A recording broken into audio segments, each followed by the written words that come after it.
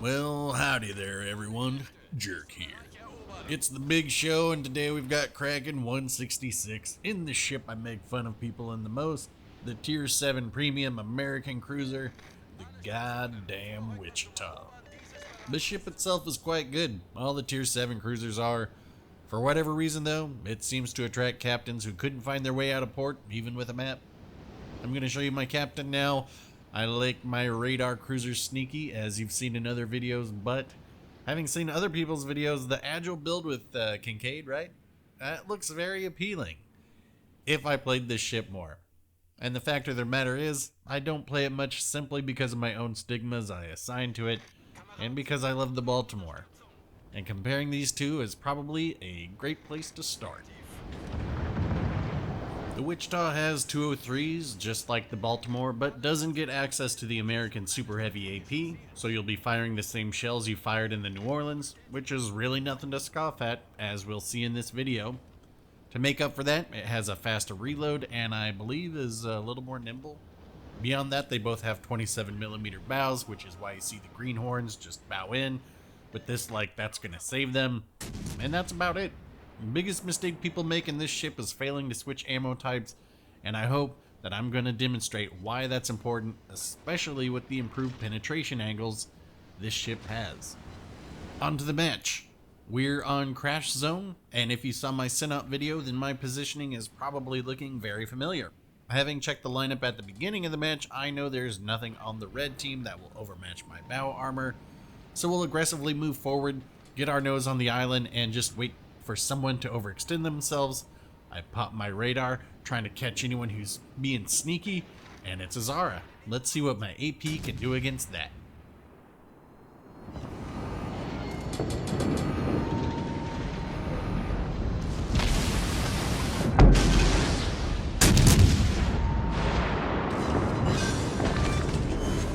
Enemy cruiser sunk.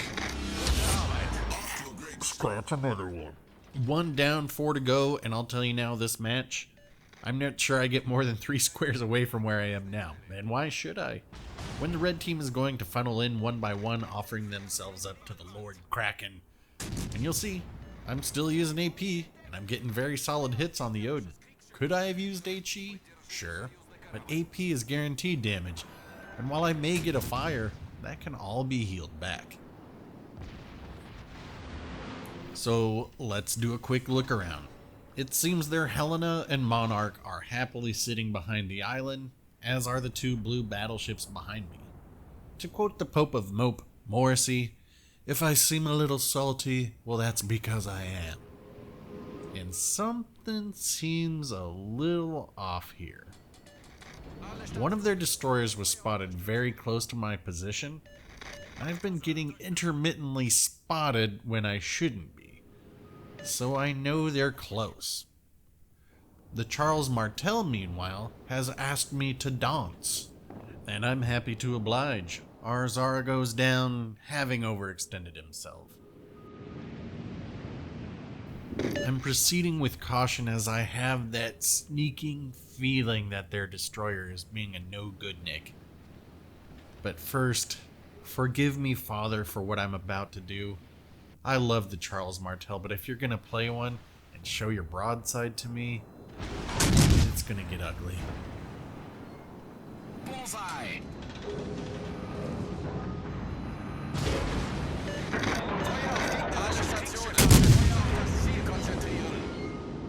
Target penetrated. Yoink. Haha.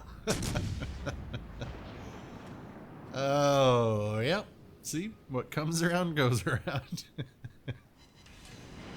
Our destroyer friend has decided to reveal themselves, and you can see I'm fiddling with my speed in reverse, stop, reverse, just to throw off their aim.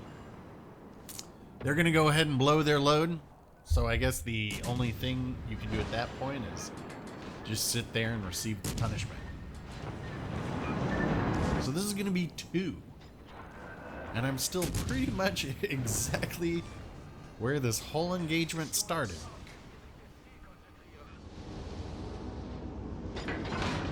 So with a lull in the action for me, I guess we can take a look around and see what everybody's up to.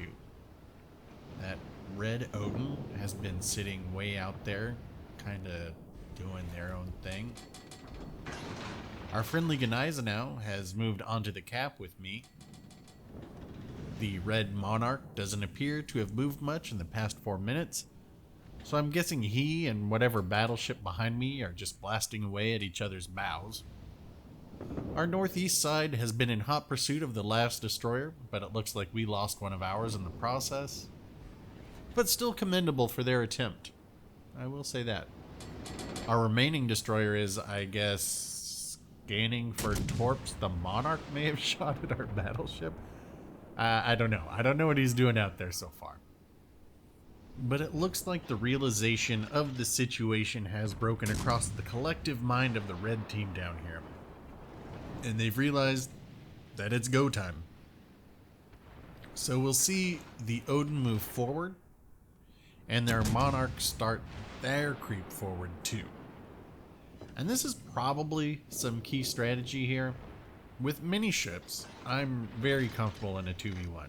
Much more than that, and it starts to become a problem. You just can't protect all of your sides. Like if I were in the Hipper or Edinburgh here, I'd probably play this much differently since I would have torps I could utilize. But as I'm in the Wichita, I have two things that I can use to my advantage. My guns and my good agility. So I'm making sure to use this island as cover to only have to angle myself to one enemy at a time. The Odin is probably my biggest threat here, with its high DPM and torpedoes, so I'm primarily trying to keep myself positioned to not have to engage with the Odin and the Monarch at the same time.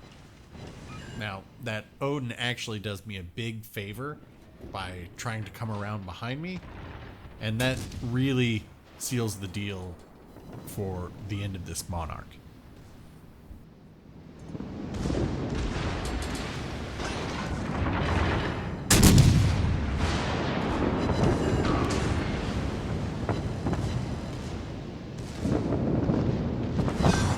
Our secondary gunner coming in clutch again. Somebody buy them a drink.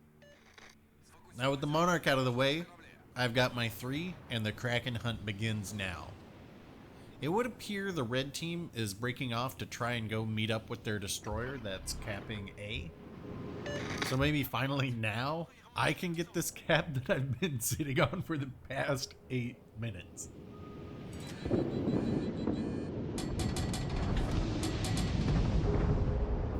You can tell I'm being pretty cautious here, as I'm not sure if that Helena is just waiting for me.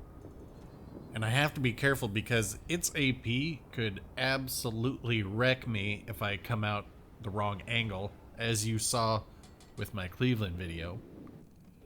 So I'm going to push my way out there at a fairly extreme angle, hoping to mitigate any fire that shot at me, and continue to focus this Odin down. And you'll notice I'm still using AP. And watch these chunks of damage it takes as I constantly just keep using that island further out to keep me from being spotted.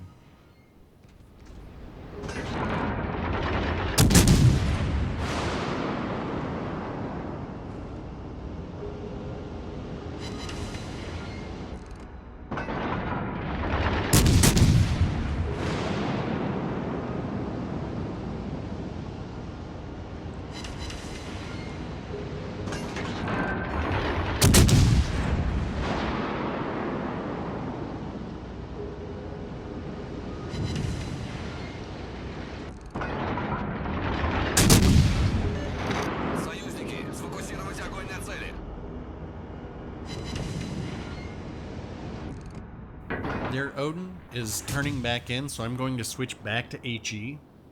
Our destroyer, I must say I haven't been paying attention to. I'm not sure if they've contributed anything. But they're going over to A cap.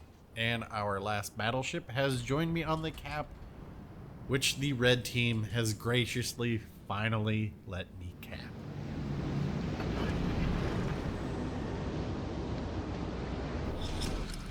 Battle ends in 5 minutes. So I'm gonna take a couple cheeky shots at the Helena here, and really wish I'd used AP, but you know, obviously it's too late for that now. Plus, it clearly works out for me. So now we're gonna see something the blue team doesn't do all the time, which was a very pleasant surprise. The battleship behind me turns into their left, and I get to continue to push out to the right.